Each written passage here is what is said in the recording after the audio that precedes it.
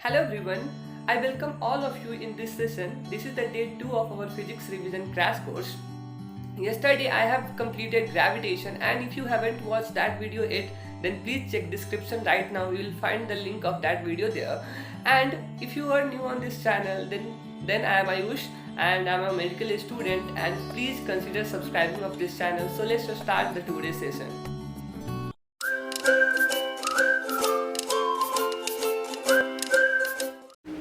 So magnetic effect of current एक आसान chapter है। इससे हर साल हम लोग 2 से 3 question formula based question expect कर सकते हैं। इसीलिए मैं आज मैग्नेटिक इफेक्ट ऑफ करंट कर रहा हूँ, क्योंकि मैग्नेटिक इफेक्ट ऑफ करंट पे जो भी क्वेश्चन आते हैं वो डायरेक्ट फार्मूला बेस्ड आते हैं और ये इंपॉर्टेंट भी है और ईजी भी है। तो चलो स्टार्ट करते हैं मैग्नेटिक इफेक्ट ऑफ करंट।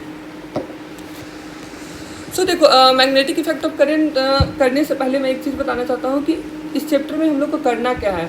कोई भी करंट के कारण जो magnetic effect magnetic field produce होता है, उसी चीज़ को हम लोग पढ़ेंगे इस चैप्टर में, magnetic effect of current and magnetism में। तो सबसे पहले इसमें कुछ इंपॉर्टेंट पॉइंट है जिसको तुम पढ़ लेना। मैं बता दे रहा हूँ ऐसे कि अगर मान लो कि कोई भी मैं स्टैटिक चार्ज लेता हूँ, ओके, अगर कोई भी ये चार्ज Q है, तो जब अगर ये चार्ज Q स्टैटिक है मतलब रेस्ट में है, तो ये सिर्फ और सिर्फ क्या कर सकता है, इलेक्ट्रिक फील्ड प्रोड्यूस कर सकता है। सिर्फ क्या कर सकता है, इलेक्ट्रिक फील्ड प्रोड्यूस कर सकता है। कोई मैग्नेटिक फील्ड ये प्रोड्यूस नहीं कर सकता अगर कोई चार्ज रेस्ट में है तब, और इलेक्ट्रिक फील्ड इस पर फोर्स भी लगा सकता है। लेकिन अगर यही चार्ज, ये जो ये हमारा Q चार्ज है, अगर यही चार्ज हमारे ये मोशन करना स्टार्ट कर दे, इसमें कुछ वेलोसिटी आ जाए, तब ये क्या कर सकता है, इलेक्ट्रिक फील्ड तो प्रोड्यूस करेगा ही, साथ साथ में क्या करेगा, मैग्नेटिक फील्ड भी प्रोड्यूस करेगा। ओके, सो अगर कोई चार्ज रेस्ट में है तो सिर्फ और सिर्फ इलेक्ट्रिक फील्ड प्रोड्यूस करेगा, लेकिन वही चार्ज अगर मोशन में भी आ जाता है तो क्या करेगा, साथ में मैग्नेटिक फील्ड भी प्रोड्यूस करेगा। तो ये हो गया हमारा चार्ज का। अब जो तीसरा पॉइंट है वो है कि कोई करंट कैरिंग कंडक्टर, जैसे कि अगर ये वायर है, ये करंट कैरी कर रहा है, तो ये सिर्फ और सिर्फ मैग्नेटिक फील्ड प्रोड्यूस कर सकता है। क्यों? क्योंकि ये इस पर कोई नेट चार्ज नहीं है, बिना चार्ज के इलेक्ट्रिक फील्ड प्रोड्यूस नहीं हो सकता। और कोई भी कंडक्टर पे नेट चार्ज जीरो होता है, क्योंकि नेट चार्ज जीरो होने के कारण क्या होगा कि इलेक्ट्रिक फील्ड प्रोड्यूस नहीं होगा, ये सिर्फ और सिर्फ मैग्नेटिक फील्ड करेगा। तो ये कुछ पॉइंट है magnetic effect of current and magnetism start करने से पहले, जिसको तुम लोग पढ़ लेना और बहुत इंपॉर्टेंट है। अब जो हम लोग डायरेक्ट बात करते हैं, जो सबसे पहला टॉपिक आता है इस चैप्टर में, वो आता है बायो-सावर्ट लॉ। ओके, ये लॉ में क्या होता है कि अगर कोई करंट कैरिंग वायर है, जैसे कि ये करंट कैरिंग वायर है, और किसी पॉइंट P पे अगर हमको मैग्नेटिक फील्ड चाहिए कि कितना है, तो उसी का फॉर्मूला, उसको कैलकुलेट कैसे करेंगे, उसी को हम लोग इस लॉ में पढ़ते हैं कि किसी करंट कैरिंग वायर को मैंने लिया, किसी पॉइंट P पे हमको मैग्नेटिक फील्ड चाहिए। ओके, तो इसका जो फार्मूला होता है ये होता है, इसको हम लोग आगे बाद में मॉडिफाई भी करेंगे। इसका फार्मूला होता है μ0/4π I/dl sin θ/r का स्क्वायर। एक छोटा सा एलिमेंट लिए dl और ये करंट I चल रहा है किसी थीटा t पे, तो क्या होगा μ0/4π। यहाँ पे μ0 क्या है कि देखो, म्यू क्या है, परमिएबिलिटी ऑफ द मीडियम, जो क्या होता है μ0 इंटू μr होता है। तो इस फार्मूला को हम लोग ऐसे भी लिख सकते हैं μ0/4π। तो यही μ0 की जगह पे हम लोग क्या लिखे हैं, जो हमारा जो म्यू होगा उसके जगह पे हम लोग क्या लिखे हैं, μ0 इंटू μr। तो ये फार्मूला हम लोग याद कर लेना, ये बायो-सावर्ट लॉ का बहुत इंपॉर्टेंट फार्मूला है। लेकिन इसका जो मॉडिफाई मैं करूँगा इस फार्मूला को, जो एग्जाम में क्वेश्चन उसी फार्मूला पे आता है, मॉडिफिकेशन वाले पे ही आता है। ओके,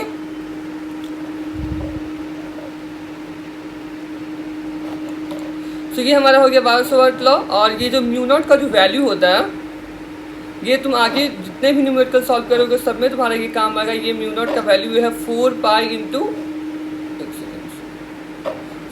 इंटू 10 के पावर -7, 4π इंटू 10 के पावर -7, जो ये म्यू का वैल्यू होता है, μ0 का वैल्यू होता है। अगर किसी मीडियम और किसी दूसरे मीडियम में रखा हुआ जिसका μr तुमको दिया हुआ है, तब तुम्हारा म्यू क्या हो जाएगा, μ0.μr। ओके, तो ये चीज़ बायो-सावर्ट लॉ क्लियर हो गया। अब हम लोग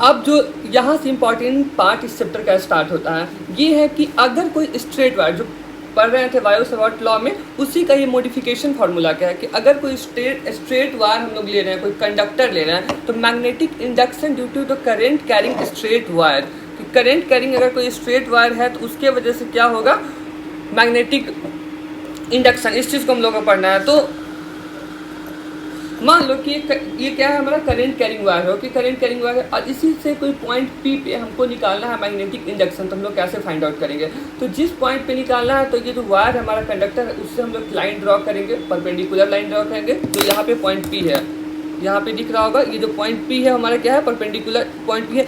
जब हम लोग ये पॉइंट पी से क्या करेंगे कि इसके दोनों एंड, ये जो हमारा कंडक्टर है इसके जो दोनों एंड से हम लोग इसको मिलाएंगे, ओके। तो यहाँ पे 4 एंगल बनेंगे, एक θ2 जो कंडक्टर से पॉइंट अपर वाले पार्ट से मिलेगा, फिर θ1, α2 एंड α1।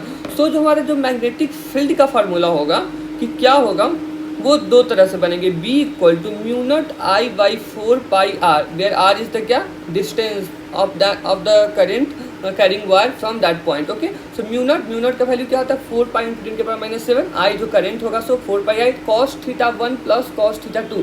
इसी फार्मूला में यहाँ पे क्या है, sin α1 + sin α2। तो जो अगर ये दोनों एंगल हमको क्वेश्चन में दिया हुआ है, फिर हमको ये दोनों एंगल लेना है हम लोगों को, तो sin α + sin α1 + sin α2 करना पड़ेगा। लेकिन अगर हम लोग को ये एंगल दिया हुआ है या फिर ये एंगल मुझे लेना है, तो यहाँ पे cos θ हो जाएगा, ओके।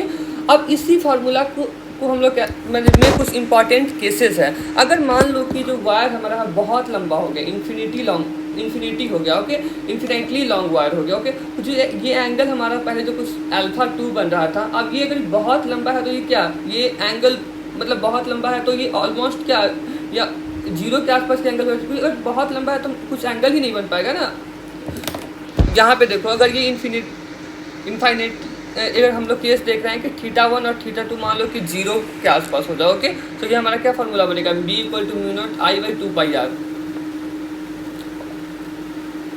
यहाँ पे अगर हम लोग cos θ1 और cos θ2 के जगह पे 0 डिग्री पुट कर दे, कब, जब if the wire is very long, अगर वायर बहुत लंबा हो रहा है तब ये वाला केस होगा, B = μ0I/2πr। ये किस केस में होगा, इन्फिनाइटली लॉन्ग वायर, और ये बहुत बार एग्जाम में आता है, इन्फिनिटली लॉन्ग वायर है। अगर लॉन्ग वायर भी एग्जाम में लिखा हुआ तो तुमको यही मान के चलना है कि ये इन्फिनिटली लॉन्ग वायर है, ओके। तो इस केस में क्या होगा, B = μ0I/2πr। यहाँ पे ये जो क्रॉस है ये इनवर्ड डायरेक्शन है करंट मैग्नेटिक फील्ड का, क्योंकि अब इस डायरेक्शन कैसे फाइंड करते हैं, अगर कोई करंट फ्लो हो रहा है इस वायर में, ऐसे अगर ये अपवर्ड फ्लो हो रहा है इस टाइप से, तो पाम को रखेंगे ये जो कंडक्टर है उसके लॉन्ग, उसके बाद से अगर हमको इस पॉइंट पे निकालना है तो इसको ऐसे ले जाएंगे, तो ये क्या, हमारा जो थंब है वो डाउनवर्ड आ रहा है, मतलब जो डायरेक्शन है मैग्नेटिक फील्ड का वो क्या है, इनटू द पेज है, ओके। एंड अगर हमारा जो करंट है वो डाउनवर्ड आ रहा है, इस साइड आ रहा है, तो जो हमारा होगा ये पाम को इस साइड में रखेंगे ऐसे, और फिर ये जो हमारा थंब होगा सो ऊपर जाएगा। Magnetic induction due to the semi infinite straight wire. अब ये क्या था कि मतलब कि इन्फिनिटी था, ये है सेमी इन्फिनिटी, मतलब एक साइड से जो वायर है, जो ये वायर है एक साइड से तो बहुत लंबा है, लेकिन एक साइड से क्या है, इसका टर्मिनेट किया हुआ है। तो इस केस में जो फार्मूला बनेगा B का होगा B = μ0I/4πr। यहाँ पे α1 0 है, लेकिन α2 क्या है, 90 डिग्री। α2 हमारा क्या बन जाएगा, 90 डिग्री, बस α1 जो हमारा क्या है, अगर यहाँ पे इसको पुट करें तो α1 हमारा 0 है, α1 0, बट α2 हमारा क्या है, 90 डिग्री। सो B = μ0I/4πr फार्मूला यहाँ पे बन गया। तो एक बार समअप करते हैं कि कोई भी स्ट्रेट वायर है तो उसके केस में जो हमारा फार्मूला रहेगा मैग्नेटिक इंडक्शन निकालने का करंट कैरिंग वायर में, μ0I/4π cos θ1 + cos θ2, और उसी को अगर ये वाला एंगल यूज़ करेंगे पॉइंट P के बगल वाला, तो sin α1 + sin α2। इसके दो स्पेशल केसेस है, इन्फिनिटली लॉन्ग वायर के केस में क्या होगा, μ0I/2πr, और सेमी इन्फिनिट के केस में क्या होगा, B = μ0I/4πr। अब बात करते हैं फ्लैट सर्कुलर, अब बात करते हैं कुछ कर्व पार्ट का। ये तो था कि स्ट्रेट करंट कैरिंग वायर, लेकिन अगर कोई सर्कुलर कॉइल हो और वो करंट कैरी कर रहा हो तो उसके केस में मैग्नेटिक फील्ड क्या होगा, उस चीज़ का बात करते हैं, ओके। सो इससे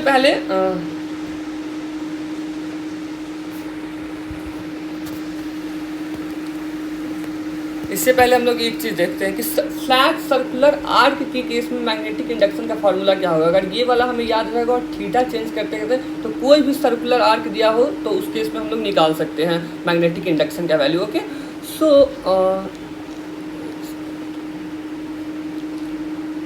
अब ये हमारे यहाँ पे क्या है, हमारे पास सर्कुलर आर्क है, करंट कैरी हो रहा है और एंगल कितना है, थीटा है, तो उस केस में तो ये फार्मूला ये हर सर्कुलर आर्क पे वैलिड है, सब सारे सर्कुलर आर्क के लिए वैलिड है। Mu not by 4 pi I, mu not I by 4 पाई और थीटा, यहाँ पे थीटा को क्या रखेंगे हम लोग, पाई के वैल्यू में रखेंगे। ओके ठीक है, मान लो कि अगर ये 60 डिग्री है, 60 डिग्री है तो हम लोग क्या रख सकते हैं इसको, पाई बाई 3, तो यहाँ पे जो थीटा क्या रखेंगे, पाई बाई 3, और हमारा मैग्नेटिक इंडक्शन का सेंटर पे फॉर्मूला आ जाएगा, क्या है, सेंटर पे मैग्नेटिक। आप पिछले वाले केस का बात करते हैं जो हम लोग बात कर रहे थे, किसका,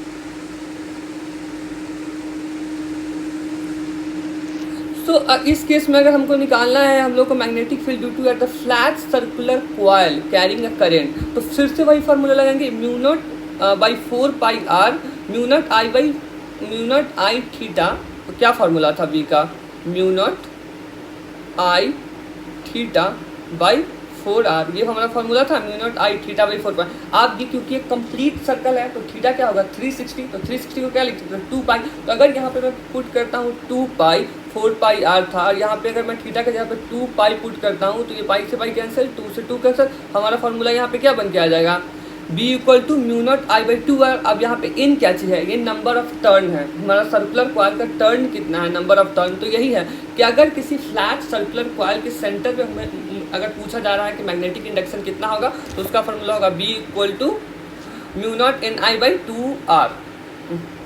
अब ये क्योंकि क्लॉकवाइज जा रहा है, क्लॉकवाइज जा रहा है, तो हमारा जो डायरेक्शन होगा मैग्नेटिक फील्ड का वो क्या होगा, अपवर्ड होगा, इसीलिए ये एरो है, इसका जो पॉइंट है वो अपवर्ड आ रहा है। वेयर यहाँ पे एन क्या है, number of total number of turns in the coil, I the current in the coil and R is the radius of the coil. अब बात करते हैं हम लोग रिंग का।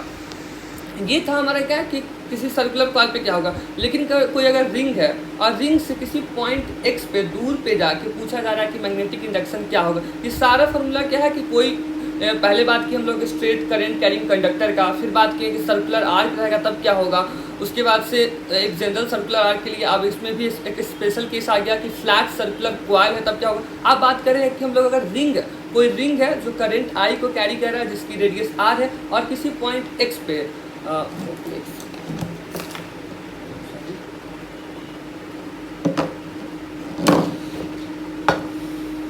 लाइक दिस इज ये एक रिंग है, अगर इसका इस साइड को हटा दे तो ये एक रिंग है हमारा, ठीक है ना। अब ये रिंग है, इसका रेडियस आर है और उसी पॉइंट एक्स पे हमसे पूछा जा रहा है कि इसका मैग्नेटिक फील्ड मैग्नेटिक इंडक्शन क्या होगा, उसका फॉर्मूला हम लोग को पढ़ना, ठीक।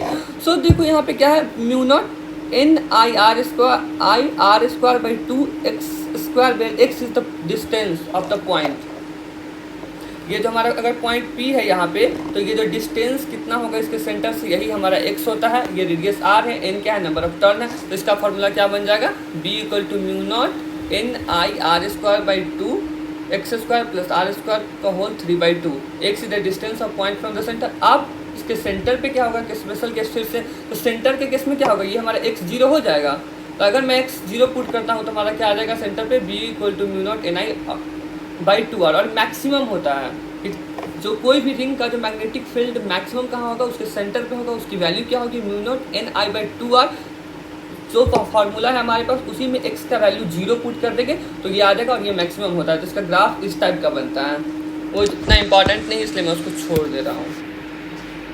अब हम लोग बात करते हैं, अब बात करते हैं यहाँ पे कुछ, अब बात करते हैं केस के बारे में। एम्पियर्स लॉ से ही एक केस डिराइव होता है जो बहुत 1-2 बार एग्जाम में आ चुका है। अगर एक है सॉलिड सिलेंडर और एक है हॉलो सिलेंडर, तो सबसे पहले हम लोग बात करेंगे हॉलो सिलेंडर के केस में, उसके बाद करेंगे सॉलिड सिलेंडर। और दोनों इन्फिनाइटली लॉन्ग है, इन्फाइनेटली लॉन्ग हॉलो सिलेंडर और इन्फाइनेटली लॉन्ग सॉलिड सिलेंडर, दो केस हमारे पास है। तो हॉलो सिलेंडर जो हमारे पास है इस टाइप का, ये जो हमारा हॉलो सिलेंडर है इसमें 2 केस आता है, ओके ठीक। एक तो आता है कि इस रेडियस के अंदर क्या होगा मैग्नेटिक फील्ड, और एक कहता है कि उस पॉइंट से बाहर जाएंगे तब क्या होगा, इसमें ग्राफ भी पढ़ना है। तो जो हमारा एम्पियर्स लॉ होता है वो होता है, ये हमारा होता है एम्पियर्स लॉ।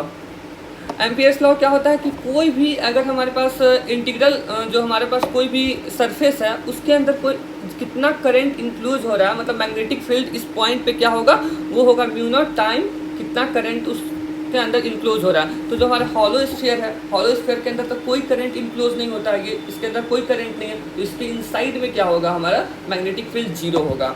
ये याद रखना। हॉलो स्फीयर के अंदर क्या होगा, हॉलो स्फीयर में बार बार बोल रहा हूँ, हॉलो सिलेंडर के अंदर क्या होगा, हमारा बी जीरो होगा। क्योंकि करंट इंक्लोज यहाँ पे क्या है, जीरो है, आउटसाइड द सिलेंडर। अब हम क्या आ रहे हैं, आउटसाइड द सिलेंडर, इसके सरफेस पे क्या है कि करंट फ्लो कर रहा है। तो अगर आउटसाइड द सिलेंडर आते हैं, ये रेडियस आर था, ये इनसाइड के है, तो ये एम्पेरियन लूप्स है। अब आउटसाइड द सिलेंडर आएंगे तो क्या होगा, बी कांस्टेंट है, और जो डीएल हमारा क्या होगा, लेंथ, वो 2πr, क्योंकि ये सिलेंडर है तो 2πr, और म्यू नॉट आई, क्योंकि आई करंट को इंक्लोज कर रहा है, तो बी का फॉर्मूला हमारा क्या हो जाएगा, mu not I by 2πr, और ये क्या इन्वर्सली प्रोपोर्शनल हो जाएगा मैग्नेटिक फील्ड। तो इसका देखो, इसका जो ग्राफ बनेगा, ये इसको ध्यान में रखना।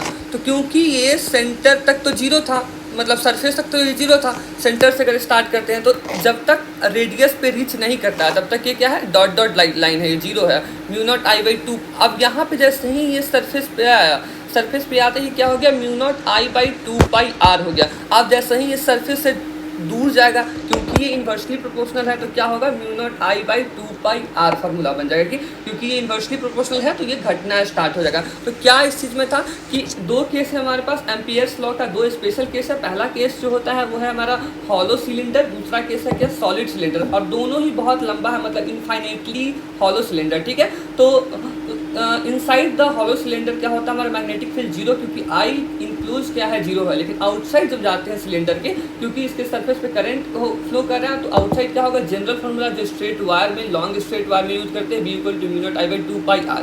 बट यहाँ पे सॉलिड सिलेंडर के केस में चीज़ें चेंज हो जाएगी। Current carrying long solid current carrying long solid cylinder, क्योंकि ये सॉलिड सिलेंडर है तो हर एक पॉइंट पे करंट पास हो रहा होगा। तो अगर किसी भी रेडियस, किसी भी पॉइंट आर पे, जो कि R is less than radius of that cylinder, तो उस पॉइंट पे क्या होगा, कुछ ना कुछ तो उसके अंदर करंट इंक्लूज होगा। जैसे कि अगर ये हमारा सॉलिड सिलेंडर है और ये पूरा का पूरा सॉलिड है क्योंकि इंक्लोज है, और मान लो इसका जो टॉप व्यू है, हम लोग टॉप व्यू इसका देख रहे हैं, ओके। तो टॉप व्यू पे क्या है कि ये हमारा ये पूरा पॉइंट क्या था, रेडियस आर था। अब हमको लेना है किसी आर पॉइंट पे, यहाँ पे लेना है। तो inside the cylindrical region where R is the less than radius of that cylinder,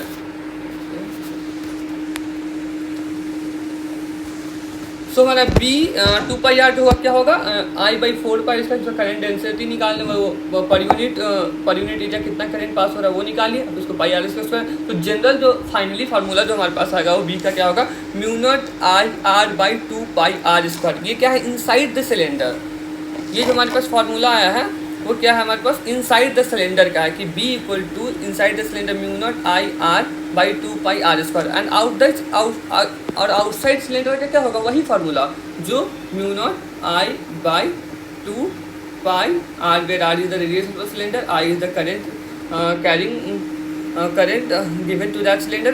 यहाँ पे जो आर ये क्या है, ये किसी आर पॉइंट जो इनसाइड में हम ले रहे हैं उसके, और ये जो बड़ा कैपिटल आर है क्या है, रेडियस ऑफ द सिलेंडर। तो इसका जो ग्राफ बनेगा हमारा क्या बनेगा, वो इस टाइप का बनेगा, स्ट्रेट। और ये कब तक, रेडियस ऑफ द सिलेंडर तक, ये रेडियस ऑफ द सिलेंडर तक बना। अब उसके बाद क्या होगा, ये डाउनवर्ड होने लगेगा, ये बी और हमारा डिस्टेंस आर का कर्व है, ठीक। तो ये दोनों ग्राफ तुमको याद रखना। यही चीज़ यहाँ अब बात करते हैं हम लोग स्पेशल केस सोलेनॉइड के बारे में। सोलेनॉइड पढ़ते हैं। तो सोलेनॉइड क्या होता है कि कोई भी वायर है उसको हम लोग ऐसे कॉइल के फॉर्म में बनाते हैं, उसकी वजह से उसी को सोलेनॉइड कहते हैं। तो सोलेनॉइड के केस में सबसे 3-4 चीज़ तुमको याद रखना। पहला तो इसका लेंथ एल है, जो हम लोग फार्मूला निकालेंगे उसके लिए, और ये जो लेंथ है बहुत बड़ा होता है। जो लेंथ हम लोग का जो सोलेनॉइड का होता है उसका जो रेडियस होता है उससे बहुत ज़्यादा बड़ा होता है। ये जो आर बनेगा इससे बहुत ज़्यादा होता है। यहाँ पे एन जो होगा क्या होगा, number of turn per unit length. पर यूनिट लेंथ पे कितना टर्न है उसी को हम लोग, ये स्मॉल एन हमारा ये है। अब डायरेक्ट इसका फार्मूला, क्योंकि टाइम उतना नहीं है हमारे पास, जो मैग्नेटिक फील्ड होता है इनसाइड एनी सोलेनॉइड क्या होता है, mu not N I. Where mu not का, ये म्यू नॉट क्या हमारा होगा, परमेबिलिटी है 4π × 10⁻⁻⁷, ओके। और जो हमारा एन क्या है, number of turn per unit length. हमारा एन क्या है, number of turn per unit length. I क्या है, करंट पास होगा। तो फार्मूला क्या बन गया, B equal to mu not N I. For a long solenoid magnetic field inside it remain constant and magnetic field outside the solenoid is negligible मतलब outside the solenoid क्या होगा, magnetic field एकदम से नहीं होगा, but inside क्या होगा, ये वो लॉन्ग सोलेनॉइड के लिए केस था। हम लोग बात करते हैं कि कोई भी सोलेनॉइड हो जिसका फाइनाइट लेंथ हो, मतलब एक लेंथ फिक्स हो, इस केस की मैं बात करते हैं। तो इस केस में जो बात चीज़ें चेंज हो जाती है थोड़ा बहुत फाइनाइट लेंथ में। यहाँ पे अगर किसी पॉइंट पी पे हमको चाहिए तो दो एंगल बनेंगे, क्योंकि ये छोटा है, वो बहुत लॉन्ग था तो उस केस में एंगल भी नहीं हो पा रहा था। बट यहाँ पे क्या है, छोटा होने के कारण ये कुछ अल्फा एंड कुछ बीटा है, तो मैग्नेटिक फील्ड किसी पॉइंट पी पे क्या होगा, पी पे mu naught N I by 2 cos alpha plus cos beta at the end of the point of the solenoid, जैसे कि एंड पॉइंट इस पे ले रहे हैं अगर हम लोग निकाल रहे हैं तो यही चीज़ क्या बन जाएगी, क्योंकि अल्फा यहाँ पे एक 90 डिग्री हो जाएगा और बीटा क्या होगा 0 डिग्री। ये जो अल्फा हमारा 90 डिग्री हो जाएगा एंड पे और ये बीटा हमारा 0 हो जाएगा अगर एंड पे जाते हैं तो बी एंड क्या होगा म्यू नॉट एन आई 2। तो इसी चीज़ को अगर इसको ऐसे देखें तो ये जो हमारा सोलेनॉइड है तो इसके सेंटर में क्या होगा म्यू नॉट एन आई, जो फॉर्मूला हम लोग पढ़े हैं। इसके जो साइड में क्या होगा, मतलब इसके एंड पे टर्मिनल पॉइंट पे क्या होगा, mu naught N I by 2 mu naught N I by 2। Okay, अब जो बात है दूसरा चीज़ हमारा है टोरॉइड के भी केस में वही फॉर्मूला होता है, B equal to mu not N I, but यहाँ पे अब यहाँ पे n जो है वो वहाँ पे जो n था नंबर ऑफ टर्न, अगर total number of turn n है बाई l से हम डिवाइड कर देंगे लेंथ से, तो ये क्या आ जाएगा number of turn per unit length. But यहाँ पे क्या है, ये तो टोरॉइड सर्कुलर होता है, तो यहाँ पे जो n की वैल्यू होती है, यहाँ पे जो हम लोग n निकालते हो कैसे निकालते हैं, total number of turn by इसका सरकमफ्रेंस कितना होगा 2πr, तो ये 2πr, तो यही फार्मूला में आ जाएगा यहाँ पे। एक सेकेंड, इसकी जो टोरॉइड की जो मैग्नेटिक फील्ड की फार्मूला होती है वो भी वही होती है, B equal to mu not N I, but N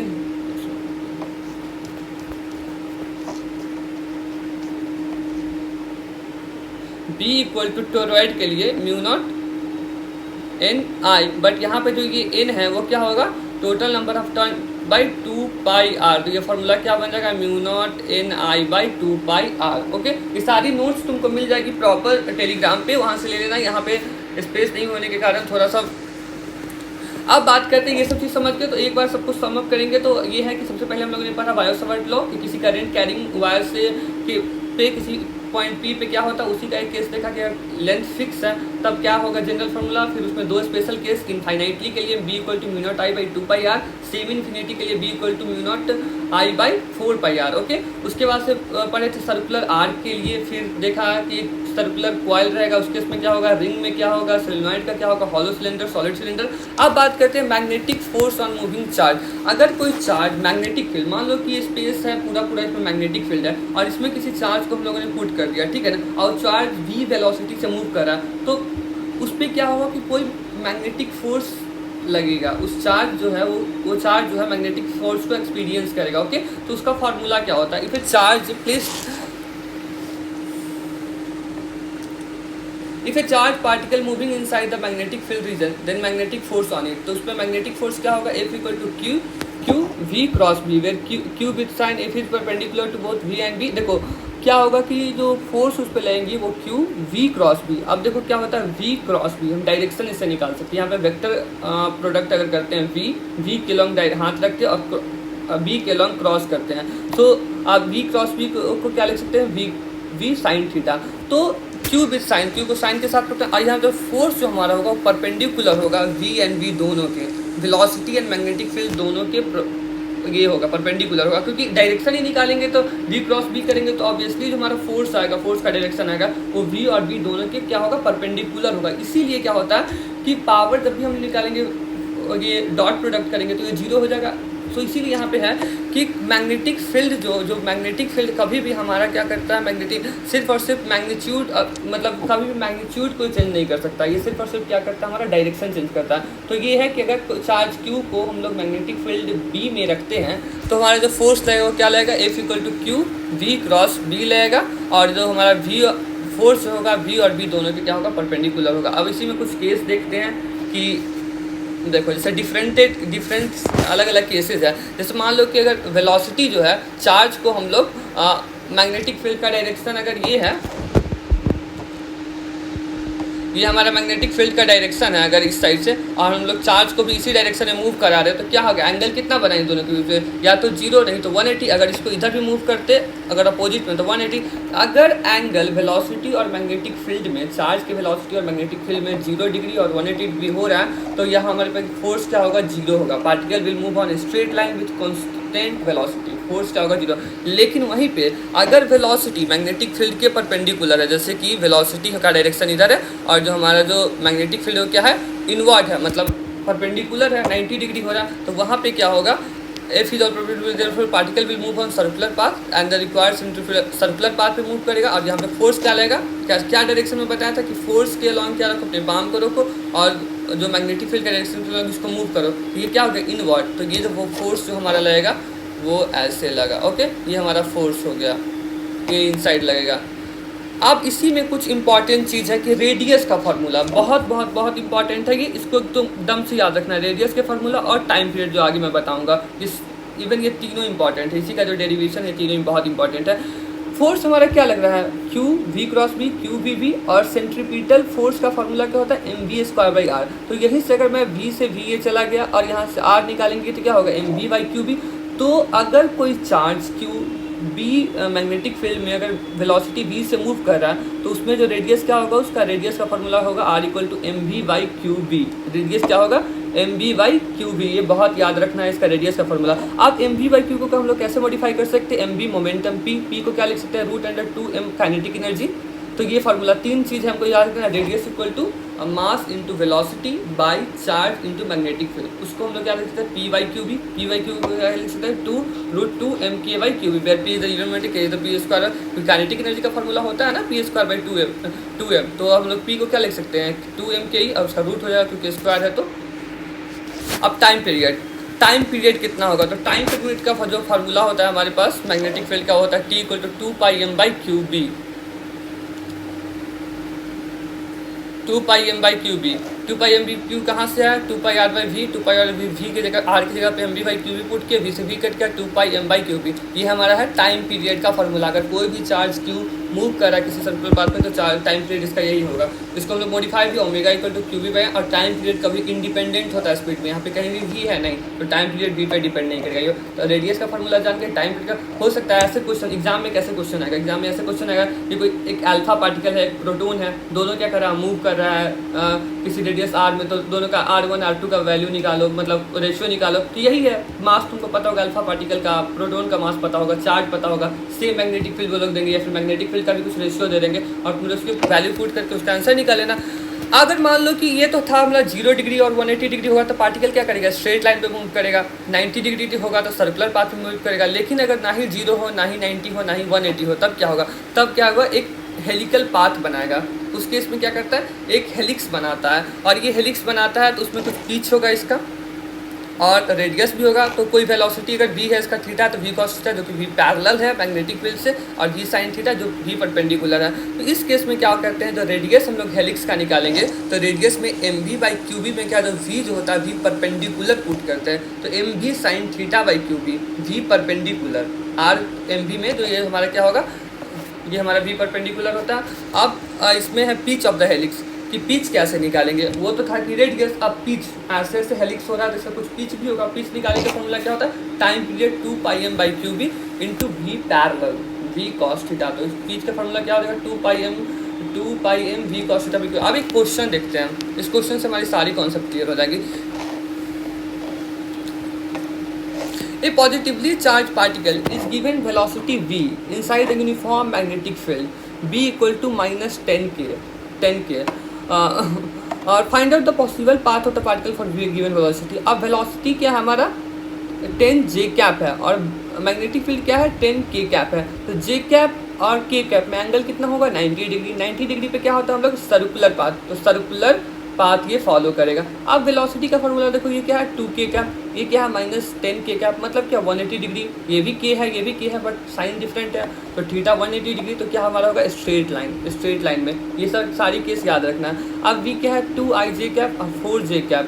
और ये हमारा बी क्या है -10 कैप। यहाँ इस केस में क्या हो रहा है कि भी फिर से परपेंडिकुलर है, क्योंकि देखो आई कैप जे कैप वहाँ पे के कैप, तो फिर से सर्कुलर होगा। लेकिन -5 आई कैप -3 के कैप, और वहाँ पे हमारा मैग्नेटिक फील्ड क्या है -10 कैप का। इस केस में देखो थीटा ना ही तो 0 डिग्री है, ना ही 90 है, ना ही 180 है, तो क्या बनेगा, हेलिक्स बनाएगा। इससे सारा केस यहाँ से क्लियर होगा कि एक पॉजिटिवली चार्ज है। ऐसा ही क्वेश्चन एग्जाम में आएंगे भी। अब बात करते हैं हम लोग करंट कैरिंग वायर पे। ओके,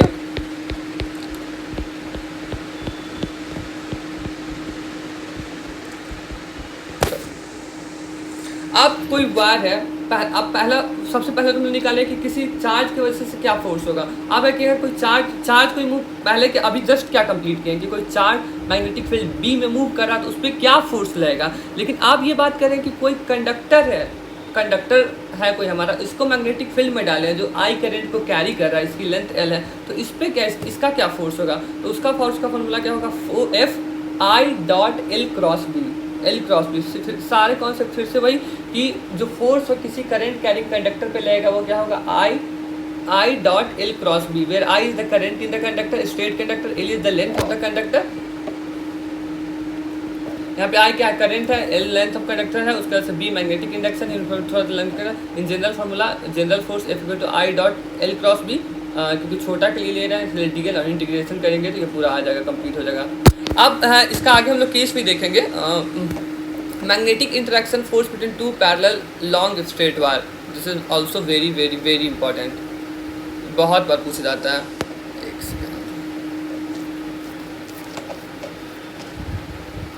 अगर दो straight parallel current carrying conductor, ये I1 करंट कैरी कर रहा है, ये I2 कंडक्ट कर रहा है, यहाँ पे डिस्टेंस क्या है इसका, D है, D डिस्टेंस है सेपरेशन बिटवीन दो करंट कैरिंग कंडक्टर है, ये I1 कर रहा है, ये I2 कर रहा है, तो इस दोनों के बीच में भी एक फोर्स लगेगा।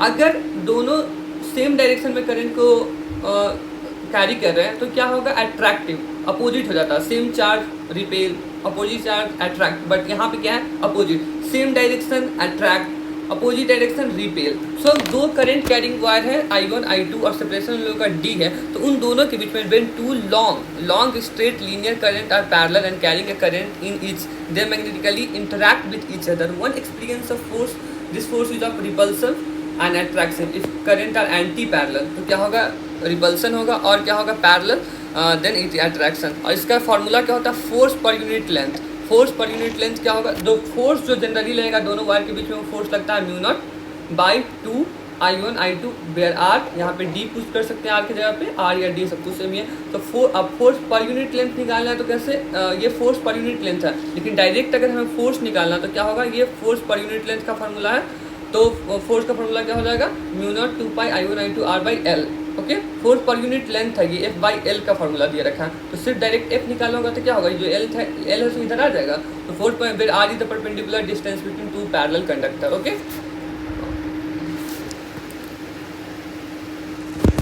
अब है लॉरेंज फोर्स। लॉरेंज फोर्स क्या होता है,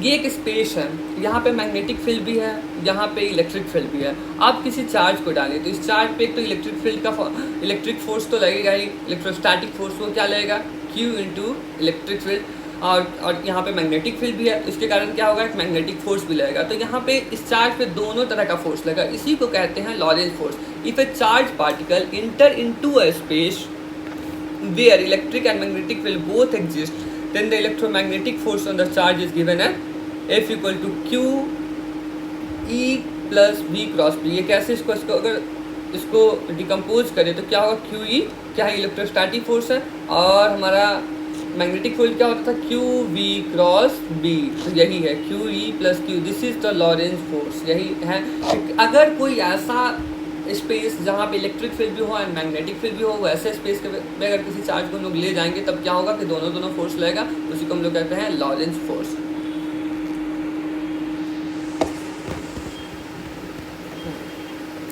देखो जैसे कि यहाँ पे कुछ केस दिखाया गया है कि मान लो कि तुमसे पूछा जाएगा कि ऐसा कब होगा जब क्या होगा कि फोर्स जीरो हो।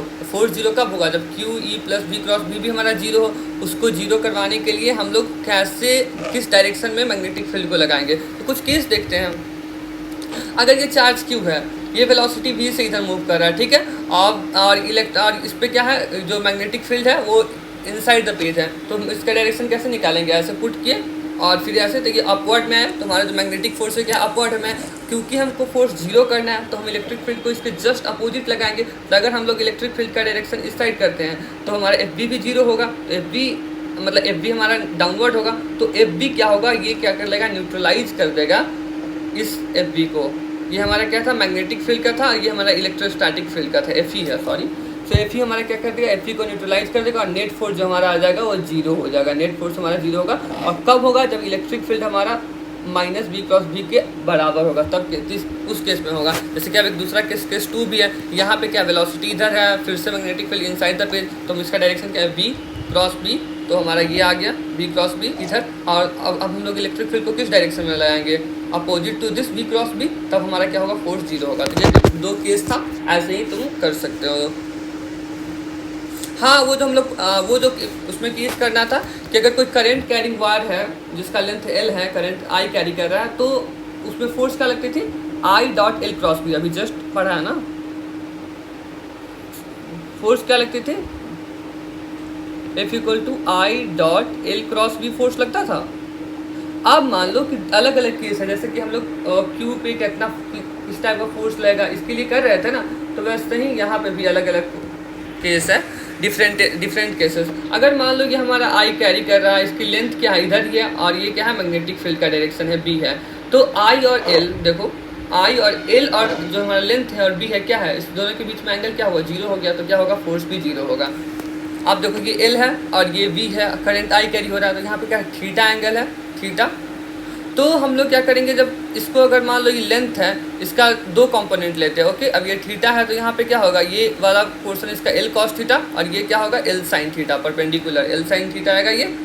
तो हमेशा परपेंडिकुलर लेते हैं क्योंकि क्रॉस प्रोडक्ट है, वेक्टर है, क्रॉस प्रोडक्ट में तो आई एल क्रॉस बी, तो L B sine theta. Curve wire, जब भी कर्व वायर रहे तो उसके बीच में हम लोग जब भी कर्व वायर के बीच में होगा तो उसमें देखेंगे कि शॉर्टेस्ट पॉइंट कौन सा है। ये लेंथ नहीं लेंगे, नेवर, ये नहीं लेंगे हम लोग, हमेशा फाइंड आउट करेंगे कि शॉर्टेस्ट डिस्टेंस क्या है। तो ये जो शॉर्टेस्ट डिस्टेंस होगा डी, उसके बाद से force equal to I D cross B, वह डी को जो पी क्यू वेक्टर जो two end of the wire. Close loop में क्या होता है, क्लोज लूप में क्या होगा, जीरो होगा, इसका जो डी होता है शॉर्टेस्ट पॉइंट। कभी हम लोग कर्व वायर में क्या देखते हैं, शॉर्टेस्ट पॉइंट, तो क्लोज लूप में शॉर्टेस्ट पॉइंट क्या होगा, जीरो, डिस्प्लेसमेंट जीरो होता है ना। अगर तुम किसी पॉइंट से मूव करो फिर वहाँ पे चला तो डिस्प्लेसमेंट तो जीरो होगा, तो जो डी होगा जीरो, इस वजह से force zero. Magnetic force on a current carrying close loop is always zero, वहाँ पे उस केस में क्या होता है, जीरो होता है। अब मैग्नेटिक डाइपोल क्या होता है, करंट कैरिंग लूप का। कोई भी लूप अगर करंट को कैरी कर रहा है तो उसका मैग्नेटिक डाइपोल क्या होगा। तो मैग्नेटिक डाइपोल क्या होता है, current into current dot area vector, area vector. Magnetic dipole moment of a current carrying loop is the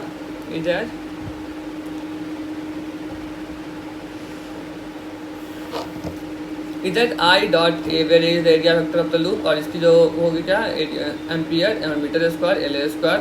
तो अगर किसी सर्कुलर का निकालना मैग्नेटिक डाइपोल मोमेंट, तो मैग्नेटिक डाइपोल, तो उसका क्या होगा, आई इसका एरिया क्या होता है, पाई आर स्क्वायर, तो आई पाई आर स्क्वायर, और इसका क्या होगा, आई एल डॉट पी, बगैर एच, क्योंकि इसका जो रेक्टेंगल का एरिया होता है वो लेंथ इंटू ब्रेथ होता है, इसलिए आई डॉट एल डॉट पी हो गया।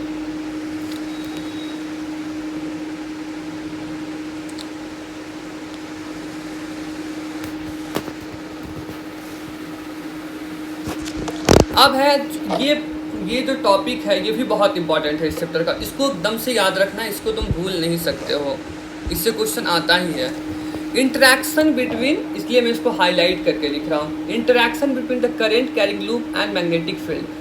करंट एक लूप है जो करंट को कैरी कर रहा है और मैग्नेटिक फील्ड है, तो उसके दोनों के बीच में इंटरेक्शन, जैसे कि फोर्स क्या होगा, टॉर्क क्या होगा, पोटेंशियल एनर्जी क्या होगा, ये सारा चीज़ इस टॉपिक में हम लोग पढ़ेंगे। तो देखो यहाँ पे एक मैग्नेटिक फील्ड है और उसके बीच में हम लोग क्या रखें, एक लूप को रखें जो करंट को कैरिंग कर रहा है। तो करंट को अगर जब कैरी कर रहा है तो इसका सबसे पहले तो मैग्नेटिक डाइपोल, तो मैग्नेटिक डाइपोल क्या है, ये एम है। मैग्नेटिक डाइपोल कैसे निकालते हैं, आई डॉट ए एरिया वेक्टर से मल्टीप्लाई करेंगे करंट में, तो क्या होगा, मैग्नेटिक डाइपोल निकलेगा।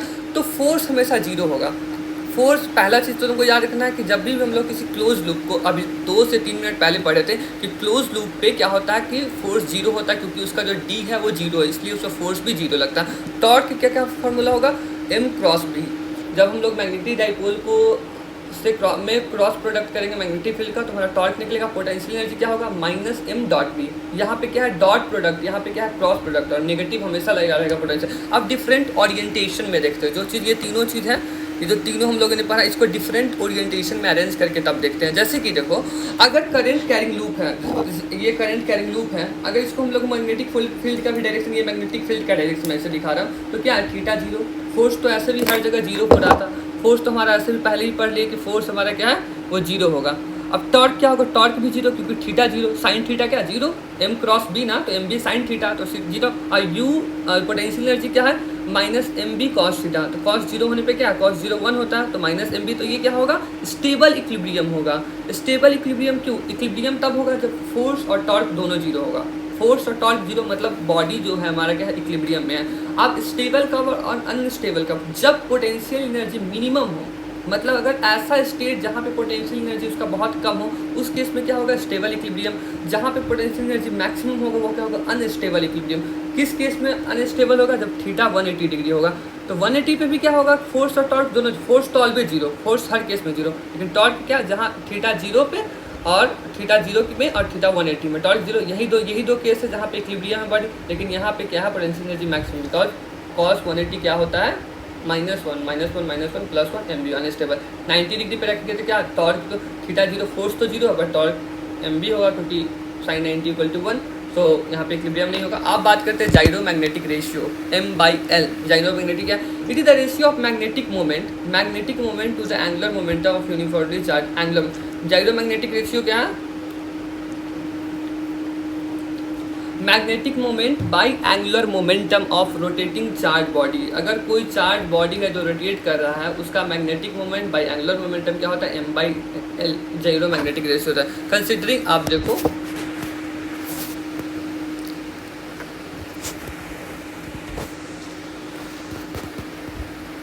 कोई के चार्ज क्यू है जो किसी मूव कर रहा है वेलोसिटी v से, तो मैग्नेटिक मोमेंट क्या होगा M = I.A। I क्या होगा Q/2। करंट क्या होता है चार्ज बाई टाइम, तो 2πr/v/πr², I Q/v 2πr/πr² हो गया। M = क्या हो गया, तो मैग्नेटिक मोमेंट बना क्या QV, ये सब कट जाएगा इसे QVR/2। अब एंगुलर मोमेंटम क्या होता है, angular momentum rotational motion, angular momentum क्या होता है P R क्रॉस P, तो MVR हुआ हमारा एंगुलर मोमेंटम। अब M/L करना है तो M के जगह पे क्या रखे QV/R, यहाँ पे QV/R रखे। अब यहाँ पे LM, अगर मान लो कि LM से इसको डिवाइड करेंगे क्योंकि M/L रेशियो निकाल रहे हैं, ये क्या होगा यहाँ पे L रखना है ना, L = क्या होता है MVR, तो L के जगह पे हम लोग क्या पुट कर दिए यहाँ पे MVR, तो ये V से V कैंसिल, R से R cancel, Q/2M, so M/L = Q/N2M, और M जो हमारा क्या होगा Q/2ML। और L को क्या लिख सकते हैं हम लोग rotational motion, again I⍵, L = I⍵, तो यहीं पे M/L के तुमको जनरली याद रखना है कि M/L = Q/2M, M/L = Q/2, ये तुम हमेशा याद रखो। अब अलग अलग अगर मान लो कि कोई रॉड दे दिया, ऐसे ये सब पूछते नहीं है, लेकिन मान लो अगर रॉड दे रहे हैं तो M/L, M क्या होगा Q/2M, L क्या होता है I/ω, I क्या होता है रोटेटिंग रॉड का क्या होता है ML² ω, तो ये फार्मूला हो जाएगा। सो ये हमारा था क्या था मैग्नेटिक इफेक्ट ऑफ करंट। ये पार्ट 1 है क्योंकि वीडियो बहुत लंबा हो चुका है। पार्ट 2 में मैं डालूंगा कि मैग्नेटिक प्रॉपर्टी के बारे में, जिसमें bar magnet, angle of declination, diamagnetic, paramagnetic, वो सब चीज़ हम लोग कवर करेंगे। ये था हमारा मैग्नेटिक इफेक्ट ऑफ करंट। इसमें जितना भी फार्मूला मैं बताया हूँ टेलीग्राम पे सब तुमको मिल जाएगा, वहाँ से जाके नोट्स डाउनलोड करो। और गाइज ये बहुत मेहनत लगता है वीडियो बनाने में मेरे को, इसलिए प्लीज़ इस वीडियो को जितना से जितना ज़्यादा शेयर कर सकते हो तुम लोग उतना करो, अपने फ्रेंड्स को के साथ शेयर करो। And thanks for watching this video. तुम सारा फार्मूला याद कर लेना। ये वीडियो में